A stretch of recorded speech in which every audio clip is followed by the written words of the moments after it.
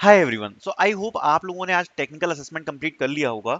और अभी तक अगर आप लोगों ने टेक्निकल असेसमेंट को कंप्लीट नहीं किया होगा तो आपका आने वाला ही होगा असेसमेंट, क्योंकि काफी मल्टीपल शिफ्ट्स में है आज का असेसमेंट।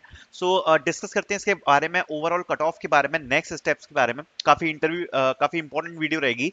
एंड मैं कुछ चीजें आपसे भी पूछना चाहूंगा, तो वो आप कमेंट सेक्शन में बता सकते हो। सबसे पहले देखो, ये मैसेज मुझे रिसीव हुआ है एक स्टूडेंट की तरफ से। इसमें था कि same to same technical question आए थे जो प्रीवियस वाला सेक्शन दिया था।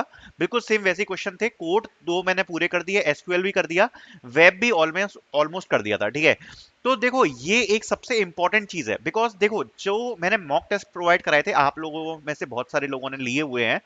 मॉक टेस्ट में से एक हमने सेक्शन सेक्शन दिया था प्रीवियस ईयर वाला, राइट।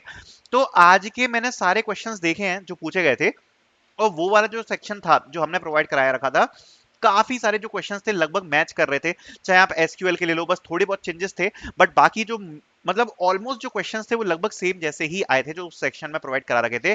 कोडिंग क्वेश्चंस भी, मतलब कोडिंग क्वेश्चंस तो थोड़े आप बोल सकते हो अलग अलग आ जाते हैं, बट एसक्यूएल और जो वेब बेस्ड क्वेश्चन थे लगभग सेम पैटर्न पर ही आज का जो टेस्ट था वो पूछा गया था, जो हमने मॉक टेस्ट में दे रखे थे। ठीक है, अब दूसरी बात करते हैं मेन चीज के बारे में। सो दिस वन सो अगर आप देखोगे तो यहाँ पर एप्टीट्यूड असेसमेंट कंप्लीट हुआ है, टेक्निकल असेसमेंट कंप्लीट हुआ है, एंड अभी एक फेज डेफिनेटली और आएगा हायरिंग का, जिसमें अभी एप्टीट्यूड एंड टेक्निकल असेसमेंट दोबारा होंगे उन बच्चों के जिनको अभी तक यहाँ पर मेल्स वगैरह रिसीव नहीं हुए हैं, बिकॉज उन लोगों ने ऑलरेडी जो हायरिंग्स थी वो ओपन करके रखी हुई थी, राइट।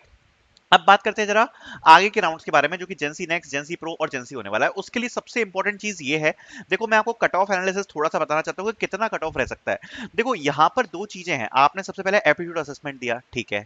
अब ये जो एप्टीट्यूड असेसमेंट आप लोगों ने दिया था, सबसे पहले आप मेरे को कमेंट सेक्शन में बताना कि आपने कितने क्वेश्चन अटेम्प्ट किए थे, बिकॉज बहुत इंपॉर्टेंट है।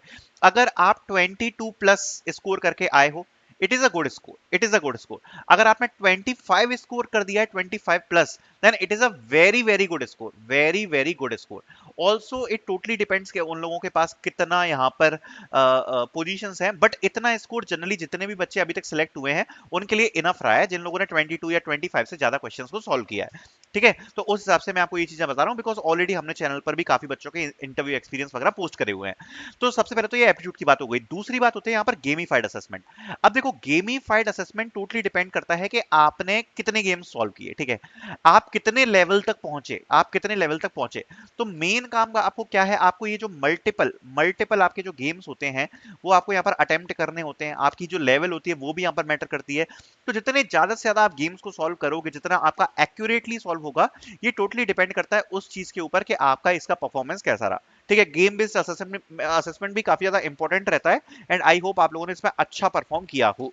ठीक है, अब बात करते हैं टेक्निकल असेसमेंट में। अब देखो टेक्निकल असेसमेंट में जैसा मैंने बताया कि कॉग्निजेंट में दो चीजें बहुत इंपॉर्टेंट है। अब आज आपने जो कॉग्निजेंट का टेक्निकल असेसमेंट दिया है, दो चीजें बहुत इंपॉर्टेंट है। पहले तो दो SQL question, one of the most important thing.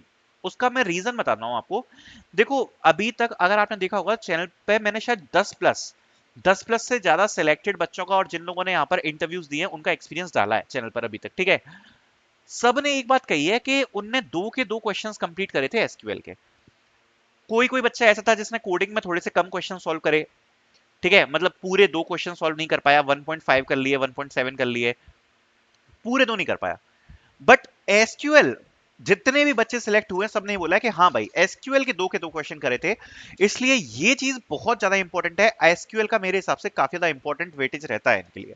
ठीक है, दूसरी बात, वेब बेस्ड क्वेश्चन। अगर आप वेब बेस्ड क्वेश्चन बिल्कुल ही छोड़ दोगे तो थोड़ी सी प्रॉब्लम हो सकती है।